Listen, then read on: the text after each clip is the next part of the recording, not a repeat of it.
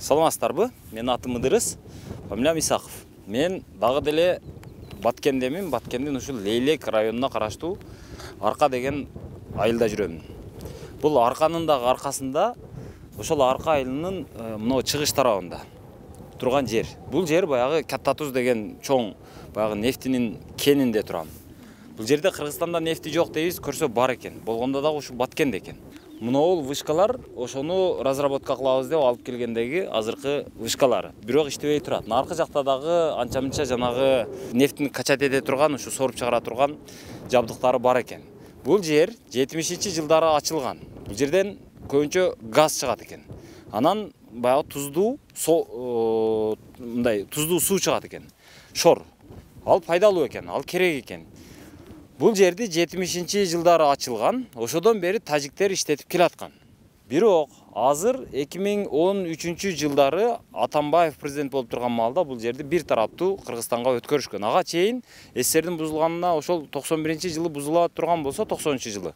Ошодон 13-жылга чейин тажиктер бемарал иштетип келе берген. Аны эч ким мышыгын быш деген эмес, эч ким кет деген эмес. Ошентип жүрүп 2013-жылга чейин келген, анан тажиктерди кууп чыгарган. Бирок биз тажиктерди кууп чыгарган менен бул жерден көрсө ар бир казылган скважинанын өзүнүн паспорту болот экен. Кайсыл жерден не чыгат, кайсыл жерден газ чыгат, кайсыл жерден нефть чыгат, канча метрден чыгат, канча запасы бар, ошолордун баардыгынын өзүнүн мындай техникалык паспорту болот экен. Мына ошол документтердин баардыгын тажиктер азыр өздөрүнө алып кетип калган дейт. Ошонун айынан азыр Кыргызстан кайсыл жерден не чыкканын, кайсыл жерди казыш керек, кайсыл жерди казбаш керек, кайсыл жерге убара болуп күч жумшаш керек же жумшабай эле коюш керек, ошону билбей отурат экенбиз. Ошодон бери азыр мына жер жөн эле бош турат. А биз бул жер биздики, бул жерде кенибиз бар деп атабыз. Бирок бул жер бийиктик. Тажикстан бизден ылдыйраак турат. Эгерде тажиктер азыр бизде эч кандай маалымат жок. Балким тажиктер азыр деле казып аткандыр. Наркы жагынан мындай турбаны чыгарып кое турган болсо, ылдый жака нефти деген агып чыга берет. Балким агызып атабы, Кудай билет кыскасы. Ошон үчүн чегарачылар турган менен жердин бетинде турат. А жердин астындагыны кантип ким иштетип атат билбейбиз. Эми ушул нерсени ушул Арка айылында, ушу Жаңы Жер айыл өкмөтүнүн башчысы болуп турган Саатбек мырза азыр мени ээрчитип келген. Бул киши азыр бул жөнүндө маалыматы бар. Саатбек мырзадан азыр мен сурагым келип атат. Бул жерди кандай кылып иштетсек болот, кантип бир пайдага чыгарсак болот, же ушинтип жата бериш керекпи деп сурайын деп атам. Саатбек мырза. Эми бул 2013-жылы ушул жерден тажиктер чыгарылган болсо, Кыргызстан бул жерди коргоп калыш үчүн чегарачыларды алып келген. Алып келгенден кийин тажик тарапта өзүнүн чегарачыларын алып келип коет. Ошол бойдон эми бул жер ошентип турат, көбүнчө сен түшүп кеттиң, сен биз жака кирип кеттиң дегендей нерседен тирешүү болуп калат.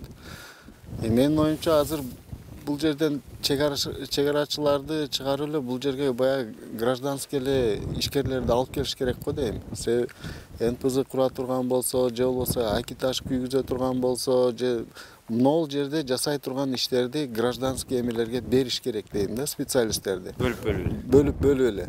Себеби ошондой болгондо бул жерден чегарачылар чыгарылганда алардын да чегарачылардын бир эмеси, мотиви жок болуп калат да бул жерде турганда. Бул жерде ошентип эле өздөштүрүп башташ керек да. Кандай эме жол болсо. Мисалы ошол эле шор суу, туз барбы, же болбосо газ барбы, канчалык мүмкүнчүлүк азыр бул жерден нефти иштетсе болот. Мисалы НПЗлар бар, ошолор сырьёну жок дегенде алып туруп иштете бериш керек дейм да. Эмесе бул нерсе күтүп турсак, Кудай билет али канча күтөбүз бул жерде. Менимче азыр только выход ошондойда да. Ишкерлер келиш керек, иштетиш керек, адистер иштеш керек бул жерде. Бирок бул баягы Кыргыз нефтегазынын балансында турат да. Алар дагы берип кое албайт да, кандай кылат? Бул жер лицензионный площадь Кыргыз нефтегазга карайт. Анан мисалы Жаңы Жер айыл өкмөтүн алганда бүгүнкү күндө эң даяр болуп, газификацияга даяр болгон айыл бул Достук айылы, мурда газ болуп турган. Кыргыз нефтегаз ошол жакты газификация кылыш максатында бул жактан газ трубаларды тартып өзүнүн милдетин аткарды. Эми ал жака уже айылды газга кошуп, бул жактагы газды тартып барыш, ал уже башка эмелердин жумушу да. Ошол жумуштар негедир пока азырынча токтоп турат да, газ бар элек.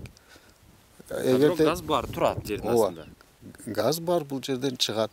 Объемуну эч ким билбейт эми. Кайсы скважинадан чыгарым билбейт. Ага эми да адистер керек да азыркы күндө. Вот ошону бир тезирээк кыймылдатып алып, жок дегенде достук айылга киргизсе, калган айылдар өзү эле эл дагы уже монтаж кылып баштайт да. Ошондой. Мисалы арка мурда монтаж кылган, азыр эми ал трубалар жок болуп кетти. Чала монтаж болгон борбордукта бар, мисалы Жаштыкта бар, анча-мынча трубалар бүгүнкү күндө. Эл өзү эле трубаны алып киргизип алат ошол монтажный эмелерди. Өзү негизи азыр мына Саатбек мырза жакшы нерсени айтты да. Бул жерди мына караңыздар. Бул жер мындай жөн эле жаткан тала. Бул жерде баягы нефти болгон үчүнбү бир дагы нерсе өспөйт экен. Мына кичинекей гана мындай куурайдан башка эч нерсе жок. Бирок бул жерди жөн эле мындай элге берип эле таратып, мына мынча квадрат метр сага, Асандын баласына, мынча квадрат метр Үсөндүн баласына, мына Ташматтын баласына, мына Акматтын баласына алгыла дагы ушул жерде кимиң газ эме кыласыңар, жанагы акиташ чыгарасыңар. Кимиң жанагы туз чыгарып сатасыңар. Келгиле дагы иштеткиле деп эле лицензияларды таратып берип туруп эле берип салбайлыбы. Анан жана куруттай кылып эле сакасын санап деп коет мына уш жергиликтүү элде. Ошо салыгын санап эле отура бербейлиби? Неге биз мынчалык баш оорутабыз? Неге биз мынчалык кыйналабыз? Мамлекет өзүм кылам дей берет, бирок эч нерсени кыла албайт өзү. Мамлекет өзү чоң уру, дайыма мамлекет өзү болот. Мамлекеттик мекеме отурган жер дайыма уурулуктун уюгу болуп калат. Ошон үчүн элге берип салалы. Макул, ошол Кыргыз газынын үлүшү боло турган болсо 5-6 скважинасын алсын дагы документин тажиктерден кандай кылып алат, алсын дагы ошол наркы достукка газды өндүрүп сата берсин.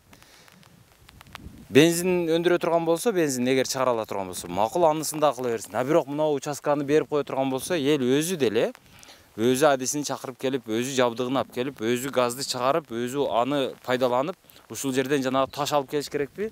Каяктан ташты болсо, ташты алып келип, болбосо газды жүктөп кетиш керекпи? Жүктөп апарып, таш бар жерге апарыш керекпи?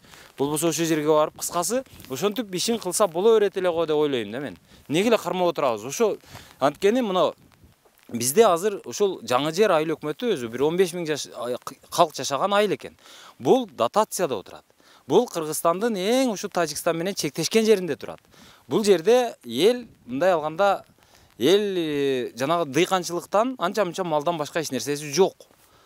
Айыл өкмөттү байытабыз десек, бул жердеги элди ушул жерде чек арада кармап турушубуз керек, элди көбөйтүшүбүз керек бул жерде дей турган болсок, анда бул жерде мындай ишкердикке шартты көбөйтүшүбүз керек деп ойлойм да. Ишкердикке шарт болсо, анан кийин ушул жерде ишим бар, ушул жерде менин наным бар, оокатым бар деп эл келет, калат ушул жерде. Жок, биз азыр же иштете койбойбуз, же иштеткенге мүмкүнчүлүк бербейбиз. Анан же баягы жерлерди дагы бербейбиз. Анан контрабанда кылып атасыңар деп контрабанданы жаап койгонбуз. Анан бул жерде эл эмне кылсын анан? Жөн эле жашап жүрө береби? Ачка эле. Бир күн анан 1ден, 2ден, 3дөн болуп анан балдар кетип атат, жаштар кетип атат. Картаң эмеси айыл болуп калат. Бир 15-20 жылдан кийин. Андан кийин айыл өзүнөн өзү өлөт, куурайт, жок болот. Биз мындай эгерде 10 жылдык планды, 20 жылдык, 30 жылдык, 100 жылдык деген алдыга планыбыз боло турган болсо, ошого окшогон нерселерди кылышыбыз керек эле деп ойлойм. Бул газы жок эми мында. Илгери кийин болгонбу? Мурда болгон эди мында. Качан болгон? Кайсы жылдар болгон? Көп жыл болуп калды, токтоп калганы азыр. Негизи айтам, газ өзү керекпи, кереги жокпу айылга? Айылга алып келсе эле боло берет да. Олар эмне болсо керек да. Фильтровать этиш керек, тазалаш керек, аппарат коюш керек, ошондой болсо керек да. Азыр мен мына Борбордук айылында жүрөмүн. Борбордук айылы ушул жаңы жер айыл өкмөтү, мына жагы арка, кыскасы ушу чек арадагы акыркы айыл да. Анан биз өзү негизи уур эле калк окшойбуз деп калдым да. Мен өзү газ жөнүндө айтып берейин. Мурда бул жерде газ келген экен. Азыр газ жок экен деп ошону айтып берейин дедим эле. Бирок инфраструктурасы бар экен. Мен азыр башка нерсеге бурулганга туура келди. Мына караңыздар. Аркы жактан мына газдын турбасы келип атат. Мына жактан келип атат. Газдын кошулган жери бул бирөөлөрдүн тамаркасынын ичинде калып атат да. Бул жака өтүп атат. Мына караңыздар. Мына газдын турбасы өтүп кеткен нары карап.